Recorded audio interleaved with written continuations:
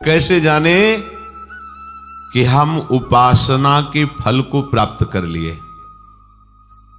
लक्षण है उसके।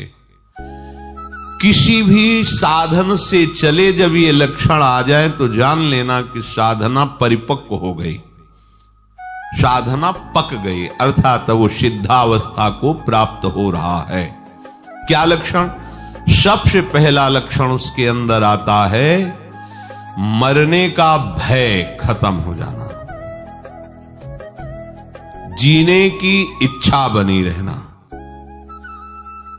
पहला है मरने का भय खत्म हो जाना, चाहे वो कर्मयोगी हो, ज्ञान योगी हो, भक्ति योगी हो, या किसी भी अष्टांग योगी हो, किसी भी मार्ग का पथिक हो, उसकी जब सिद्धावस्था आती है तो सबसे पहला लक्षण प्रकट होता है निर्भय।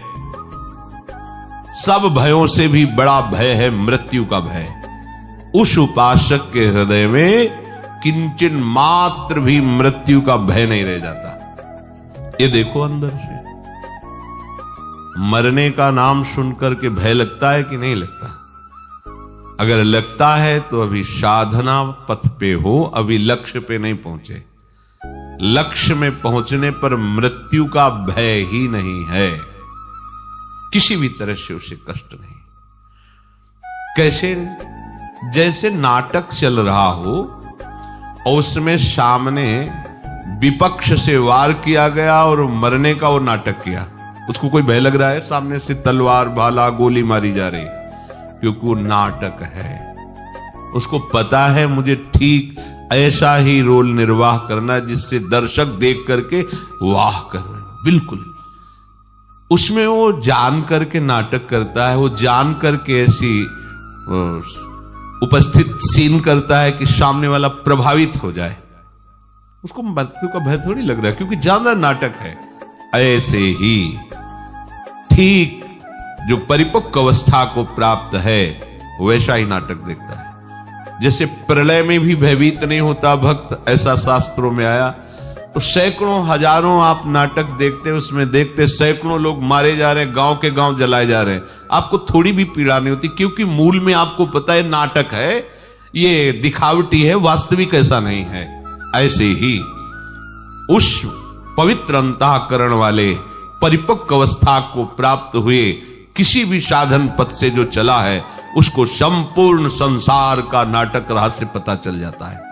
इसलिए महाप्रलय में भी केवल नाटक देख रहा है। जैसे अपने गांव का गांव आग लगाई जा रही देख रहे, पर कोई भय या दुख नहीं, क्योंकि पता है नाटक है, झूठा है। ऐसे ही ये मिथ्या, ब्रह्म सत्यम जगन मिथ्या, ये मिथ्या है। वो अपने शरीर को ऐसे मिथ्या अनुभव का है तो अनुभव होता है, जो मिथ्या है उसे अनुभव हो रहा है। अब उस असत शरीर के छोड़ने का उसे कोई भय नहीं है, क्योंकि उसने पहले ही छोड़ दिया है। माना हुआ अपनापन प्रभु के चरणों में ऐसा समर्पित हुआ कि देह शुद्ध ही गई, देह कुटुंब ते जाए छूट सब ही विधि नातो। जब तक मरने का भय है तब तक परिपक्व अवस्था नहीं है। मृत्यु का भय खत्म हो जाए। जांचो, यहां सब 1 मिनट में लीला प्रवेश की बात करते हैं। मुझे भगवत प्राप्ति हो गई, मुझे ब्रह्म बोध हो गया है, तो ऐसे कपड़ा क्यों रखे? बोले वो व्यक्ति दिखाई देते हैं ना, ब्रह्मबोध हो गया और व्यक्ति दिखाई देते हैं। जिसे ब्रह्मबोध हो जाता है उसकी ब्रह्म दृष्टि हो जाती है, व्यक्ति कहां? गलत नहीं चलो, सही से चलोगे तो ब्रह्मबोध हो जाएगा। इसीलिए तुम्हें मनुष्य शरीर मिला है। हाँ, मुझे राधा कृष्ण का साक्षात्कार हो गया। अरे जब तक मैं हूं तू है तब तक कहां साक्षात्कार है? जिन्हें साक्षात्कार होता है वो वही होते हैं। जानत तुम्हें हो जाती।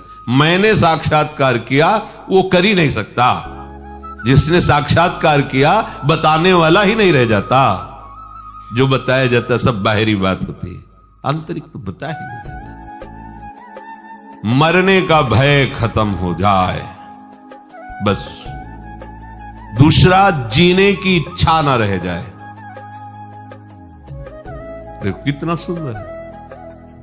जीने की इच्छा, अभी शरीर नष्ट हो जाए क्या, जीने की इच्छा नहीं। जितनी श्वासें हैं राधा राधा राधा, हमें क्या जरूरत है कि हम शाम तक जिए और साधना करें? क्यों इच्छा कर रहे हैं? श्री जी की इच्छा है कि यही श्वास आखिरी हो तो राधा